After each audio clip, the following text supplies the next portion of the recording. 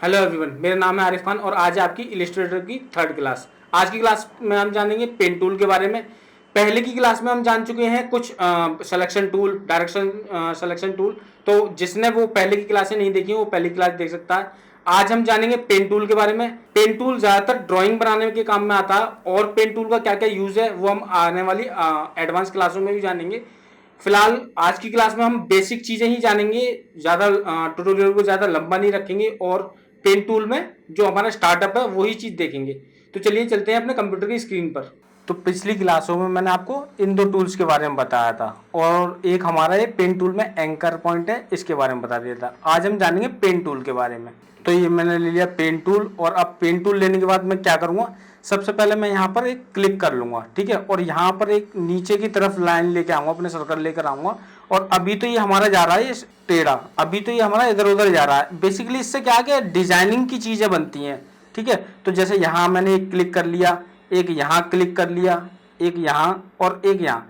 अब देखिए आपको, अब जैसे ही मैं इसको यहाँ जोड़ने जाता हूँ, ठीक है, तो यहाँ जोड़ने जाऊँगा तो यहाँ मेरा पाथ नज़र आ जाएगा, आपको ये पाथ भी शो हो रहा होगा। अभी क्या है, ये तो मेरी अलग अलग लाइनें थी, ठीक है, और मैं इसको एक सेम पाथ बनाने के लिए यहाँ पर क्लिक कर दूंगा। तो देखिए अब मेरा ये बन गया पाथ, तो ये हमारा पूरा एक पाथ हो गया, ठीक है। तो अभी मैं इसको कर देता हूँ डिलीट और अब दोबारा से मैं पेन टूल सेलेक्ट करूँगा। और एक चीज़ और, पहले तो मैंने आपको स्ट्रेट लाइन करके दिखा दिया, एक स्क्वायर बॉक्स टाइप का बना के दिखा दिया। अब जैसे मुझे कर्व में करना है, ठीक है, तो यहाँ मैं सेलेक्ट, यहाँ मेरा माउस है और यहाँ मैंने माउस से क्लिक किया। अब देखिए क्लिक तो कर दिया पर माउस को छोड़ा नहीं है मैंने। तो अब मैं थोड़ा सा इसको ऐसे करके ये सी टाइप का कुछ बनाऊंगा।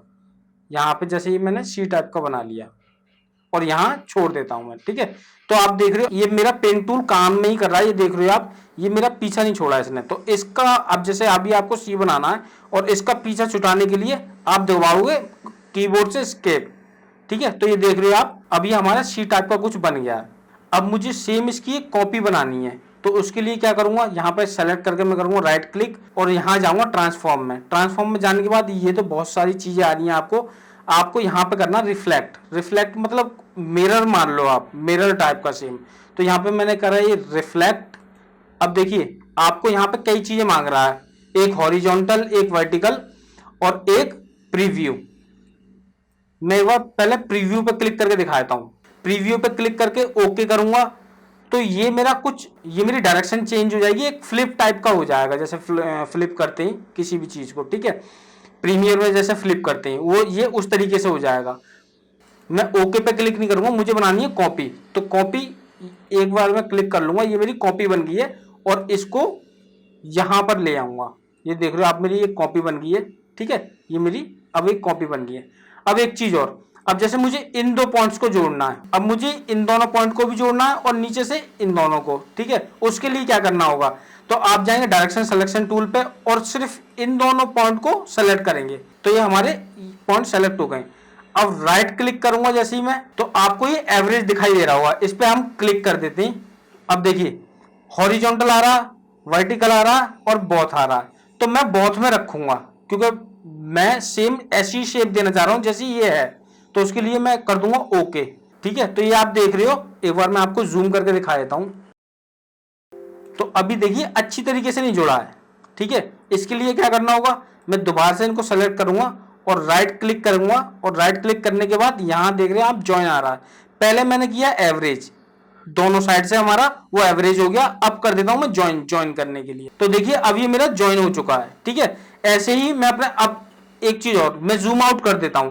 जूम आउट, अब जूम आउट करने के लिए हम कंट्रोल माइनस यूज करते हैं, ये तो पता ही है। एक शॉर्टकट कमांड और बता देता हूं आपको मैं, कंट्रोल जीरो आप प्रेस करोगे तो आपका जो भी प्रोजेक्ट होगा वो वहीं एग्जैक्ट जगह पहुंच जाएगा।